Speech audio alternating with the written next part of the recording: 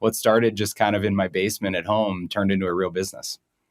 I love that because literally you started that business at 14 and grew Yeah. it for 8 years. Like, I love that. I love that.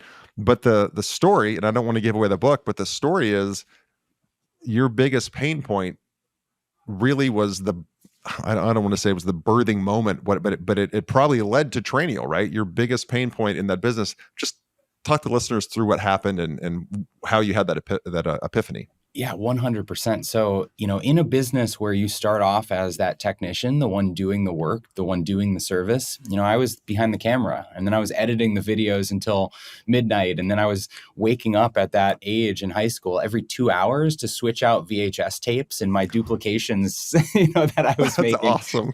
That And is when you awesome. start by doing all of that work, you can only scale so far. And so at some point, you have to hire someone else to do the work. And so at first, I was hiring my younger brother and saying, I'll pay him $5 an hour to wake up through the night. Or then I was hiring my friends from school and saying, can you sit at the table? And then I was hiring other kids from the film department and saying, can you stand at the camera?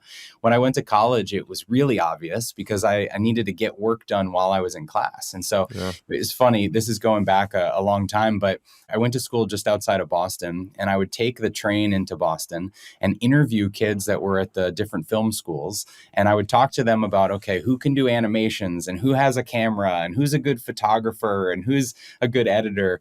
And I would put together this binder of who could do what in the business. And then when I got a job, I would farm out these jobs. So, okay, this person's going to edit, this person's going to do this. But I realized that the leverage of having other people do what I did is how that business scaled. I couldn't do it all by myself. And that was something I discovered at a pretty young age. If you start us back at the beginning of Trainual, right? So you have this video company. Again, I don't want to give it away. There's a pivotal moment where you realize, oh my gosh, we didn't just do the most simple thing to train somebody, because we were so close to the business, which we all are. All entrepreneurs, we're so close to our business, we can't see it. We can't see the forest for the trees. But if you could take us back to, because if I understand, there was the video business, then it was kind of consulting on, hey, I can help you clean it up. And then you realized, I need to go the SaaS route. I can help a lot more people. And when did that happen? Like, how did that transition into, I'm going to create a SaaS model that's going to be a superior product? So looking back, it's always easier to connect the dots. But at the time, I didn't know I was going to end up in software.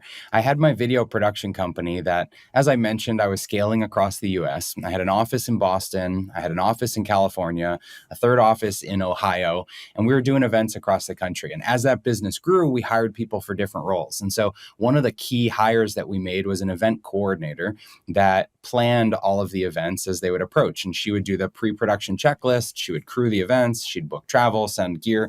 And there was this one event that me and my original co-founder had been doing for 10 years. It was like so secondhand. We knew it like, the back of our hand.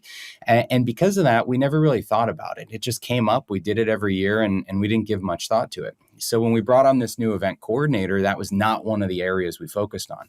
And so one day I get this frantic phone call. And it's from the organizers of this event. And I know them so well. I've been working with them for a decade. And she said, "Where's your crew?" And I was like, "Well, what are you talking about?" And she said, "Well, there's no one here yet and we're starting soon." And now these events, they rely on the camera for the judging systems, for the instant replay, for, feeding jumbotrons. It's not just for us selling copies or the live stream. They rely on this for putting on an event. She said, "No one's here." And so I start calling around frantically. I call the event coordinator and she's like, no one told me about this event. No one trained me on this. And so it was a handful of other incidents that were like that just reinforced to me the importance of designating roles and responsibilities and having really clear training of who needs to do what. And so as that business became more successful, we were laser focused on SOPs and checklists and roles and responsibilities. And when I ultimately sold that business, I realized that this is something a lot of businesses struggle with. And so I started this consulting practice because I wanted to help other companies with their processes. And so it started with just friends of mine saying, "Hey, if you've got nothing to do, you could totally come to my office for a day a week." And, then it grew from there to, building operations manuals, training manuals for other people. And after several years of doing that, I thought maybe I could have some kind of proprietary system for doing this. And that's where the idea for Trainual was. Oh, I love it.